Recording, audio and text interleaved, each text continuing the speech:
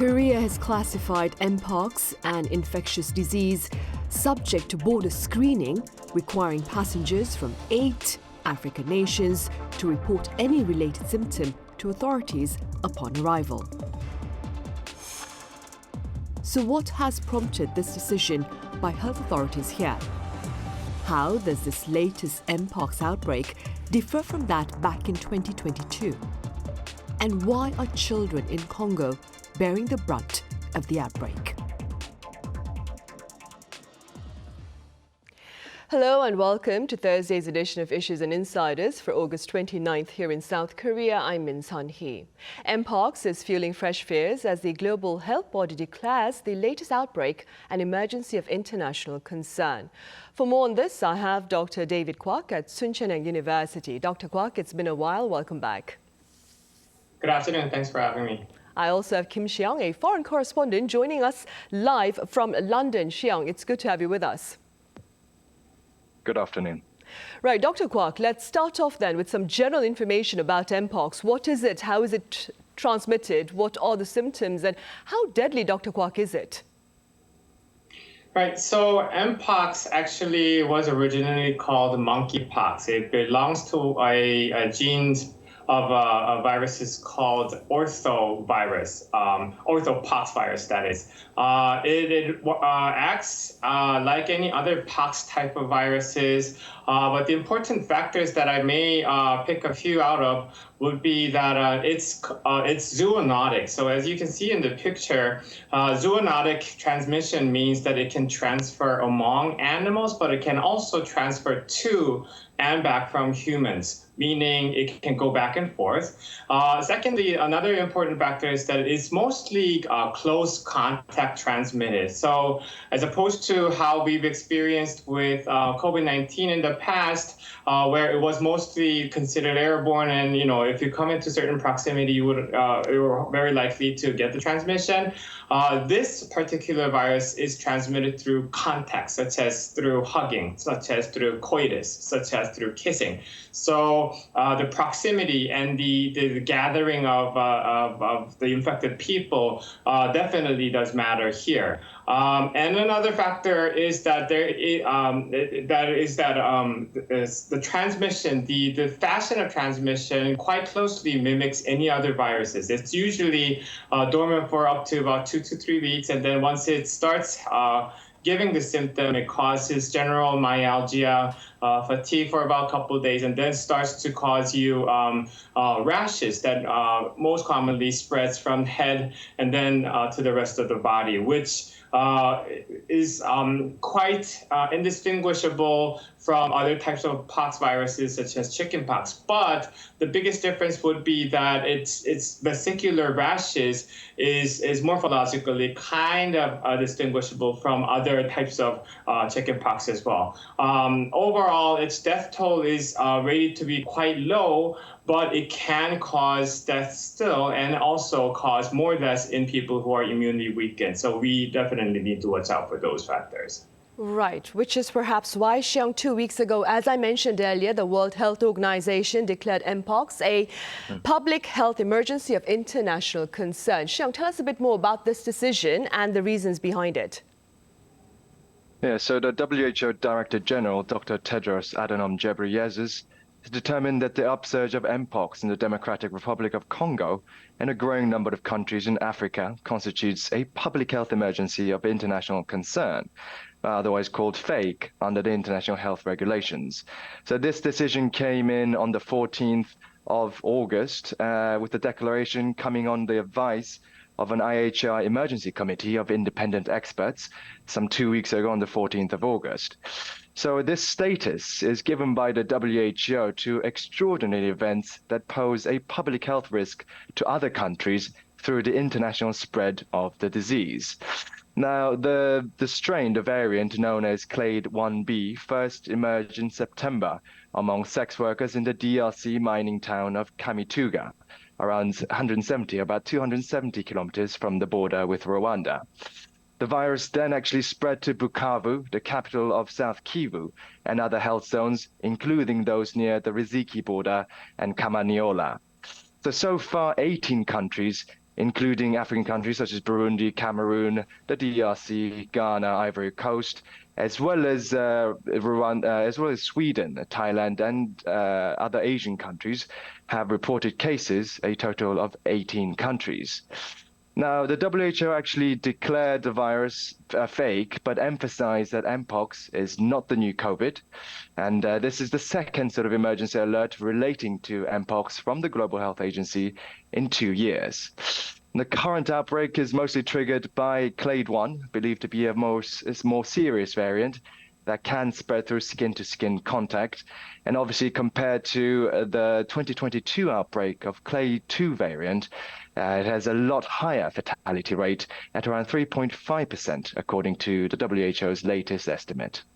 Right, then perhaps expanding on what Siyoung has just touched upon, Dr. Kwak, back in 2022, as Siyoung mentioned, the World Health Organization did issue a similar alert over Mpox. How does this latest outbreak perhaps differ from that back in 2022, which of course Siyoung touched upon a bit earlier? Right. I guess so the biggest difference that we can differentiate is that it started actually spreading to the countries that were not expected to have it. As Siyoung briefly mentioned, clade 1B, or I mean clade 1s or 2s, or they were both contained within the central and western parts of Africa. Now that it has gone out to, let's say, Sweden, for example, or Thailand, for example, now it alarms the concerns from people because ordinarily we would not have expected to see those. However, this is not anything completely new, as also Siyoung mentioned, because both of the strains actually priorly existed, just as they are now. It's only the spread of the transmission that were unexpected. Thus, the alarm made by the WHO for the other countries to become more alarmed and also possibly coordinate to help those that are more highly affected right now. Right. Siyoung, according to the BBC, children in Congo are believed to be bearing the brutal brunt of this latest outbreak. What more can you tell us? Yeah, so I mean, the children especially in the east of the Democratic Republic of Congo are currently the worst affected by the outbreak of Mpox. So nearly all reported Mpox cases, about 96% across Africa, are in the DRC, where children younger than 15 account for about 60% of the cases, according to Africa CDC. According to medical staff at a clinic in the town of Munigi, close to the major eastern Congolese city of Goma, especially said some around 75% of the cases being seen by medics there are under the age of 10, according to doctors who work for the charity MEDER at the scene. And it seems like young people seem to be particularly badly affected by Mpox outbreak because of their less sort of developed immune system. Doctors are taking better care, shelters are being set up, isolation camps are being set up in these towns and villages around the DRC. But the conditions of these camps actually sometimes add to the widespread of the Mpox. A lot of children, as the doctors say at the scene, play with each other. A lot of them do go to bed with each other, share beds, share foods, and then that provides a more sort of spread of Mpox among children in the DRC. Right. And staying with that, Dr. Kwak, what more can you tell us about why children are more vulnerable to Mpox in Congo? Well, I think reporter Siyoung explained it quite well. But on top of it, it's also the political status of the country, where people have much comparatively little access to medicine. When we mention vaccination, when we mention medical treatment, the kinds of treatment and information or care that they can get in the country currently is very minimal. They've just recently started shipping in the vaccines in the hopes that that'll actually working towards stabilizing the transmission, but also the fact that people who are already infected, people have great potency to actually spread to others, not actually recognizing that they are the carriers, that they have the disease, or they can transmit to so many other people to even possibly cause death, is another huge factor on top of them already having children altogether, them already having a mingling of different people without any constrictions. Right. Dr. Kwak, how prevalent is Mpox here in South Korea?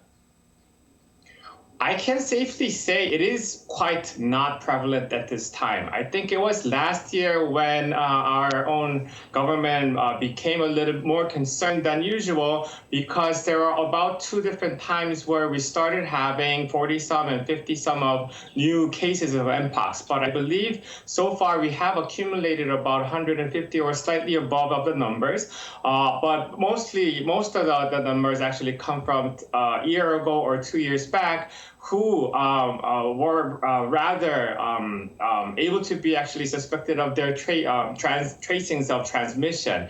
So nothing has become sporadic. Nothing has become where it is completely unexpected. However, we still need to be careful approaching this transmission into the country because I'm also seeing more trendy news in the Western countries where they are actually finding cases of Mpox among inmates in jail cells. That is a perfect condition where it can start an endemic or epidemic of a level. So those are kinds of the things that we need to watch out for.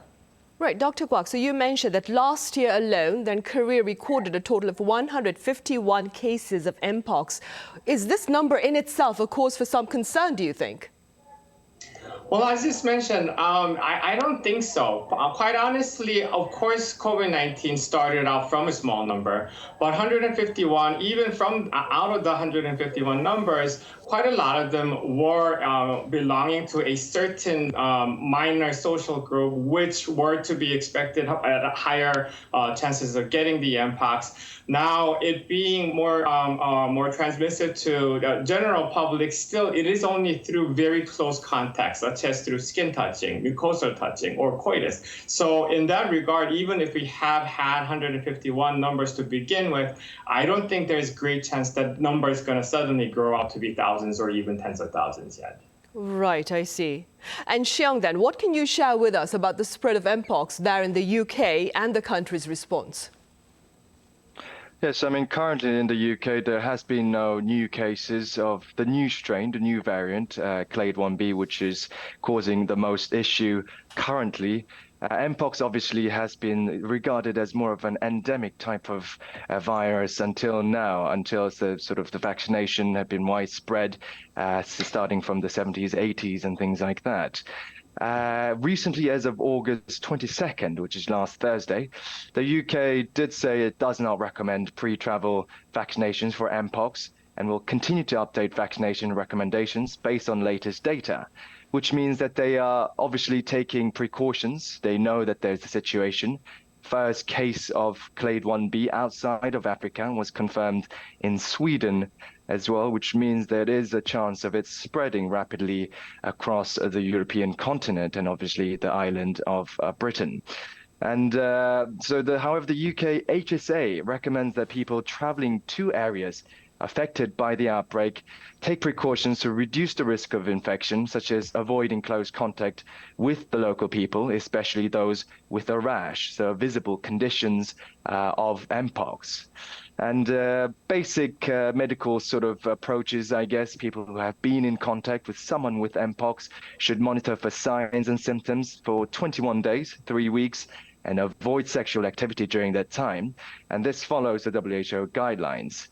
The UK, interestingly, policy-wise, have said, on the one hand, announced a new funding to tackle the outbreak of Mpox in the DRC. So they're actually going more than their local policies. They're looking forward to actually contributing to handling the disease from where it began.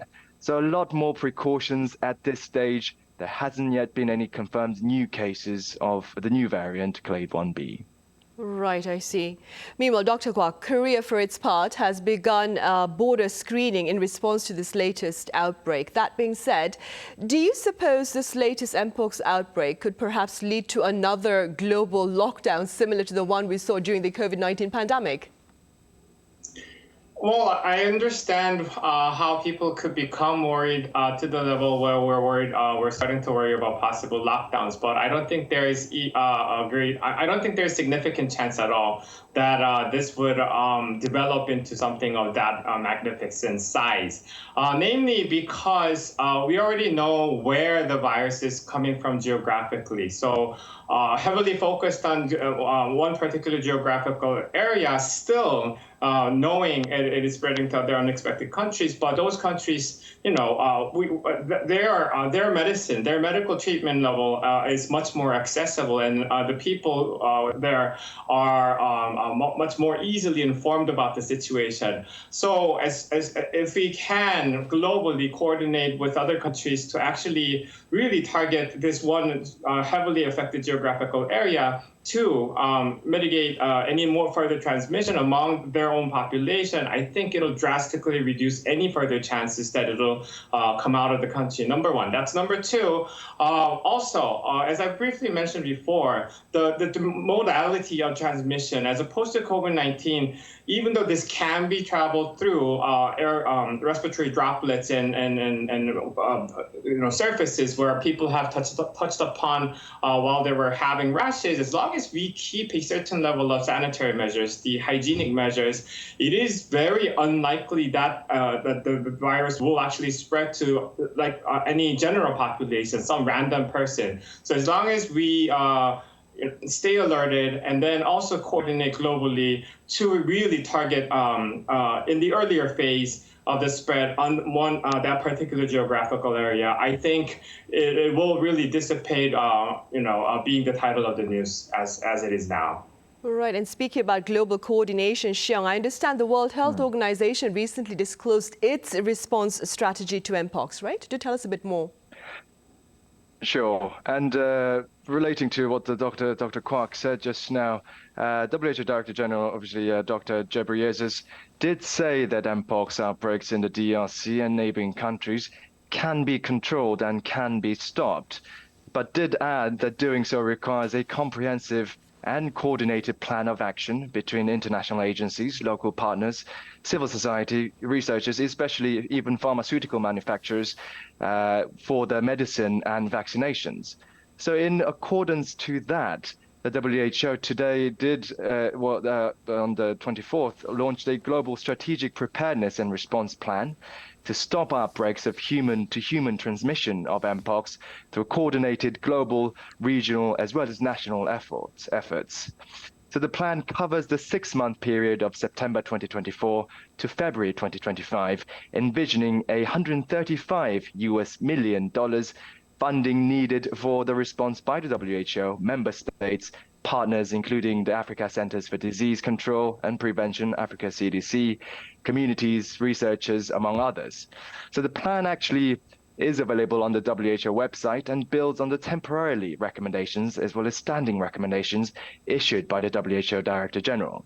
And it focuses on implementing comprehensive surveillance, prevention, readiness and response strategies, as seen in the title, advancing research and equitable access to medical countermeasures like tests and vaccines, and also minimizing animal-to-human transmission and empowering communities to actively participate in outbreak prevention and control. So strategic vaccination efforts will obviously focus on individuals at the highest risk, including close contacts of recent cases and healthcare workers, to interrupt the transmission chains. But at the global level, countries like the UK trying to set up funding for the research and R&D side of the new clades of Mpox. The emphasis is on strategic leadership as well, so timely evidence-based guidance, access to medical countermeasures, better cooperation in different countries. So Dr. Ghebreyesus also added that the SPRP, what we call, provides the plan based on the principles of equity, global solidarity, all of that. But as usual, I believe achieving such objectives will depend on funding and partner countries' sort of willingness to cooperate, hopefully continuing the positive trend as we've seen with the COVID-19 pandemic. Towards the end of the pandemic, we've seen a lot of countries cooperating, providing different medical data for faster sort of responsiveness to the disease. So that's what we're looking at with the plan, and hopefully it'll develop it into a more tangible objective. Right, hopefully. And in the meantime, then, Dr. Kwak, what can ordinary individuals do to keep safe? I think the most important part here, if I may be able to make a comparison to what we were alerted for back in the COVID-19 days, is definitely information. Those geographical areas that are much more heavily affected have much less access to information to begin with. People are not aware there is such thing Mpox, or there is Mpox that spreads, that is currently very much so spreading among the population. So once we become to acknowledge that such thing exists and it can potentially affect us in the near future, we'll be much better prepared. Also, the fact that it is in the vicinity nearby country, the information just of that will itself allow people to become more alerted, more prepared. And also, obviously, keeping the sanitary measures, obviously keeping the hygienic measures as common sense. So when you have coitus with other people, be protected. When you hug a person, be careful. Make sure that you yourself are not symptomatic, and also your partner is not symptomatic. Also, common sense such as having children together in a very restricted area or confined area, having many people mingle together in a very confined area, that calls for more carefulness and also precaution. So furthermore, those places would require higher levels of sanitary measures and hygienic measures. Right, indeed. Being aware and practicing proper hygiene measures then. All right, Dr. Kwak, as always, thank you very much for your insights today. And Siyoung over in London, thank you very much for your time and your thoughts. My pleasure, Sunny. Right, well, that is all the time we have for this edition of Issues and Insiders. Thank you for watching. Stay safe and see you same time tomorrow.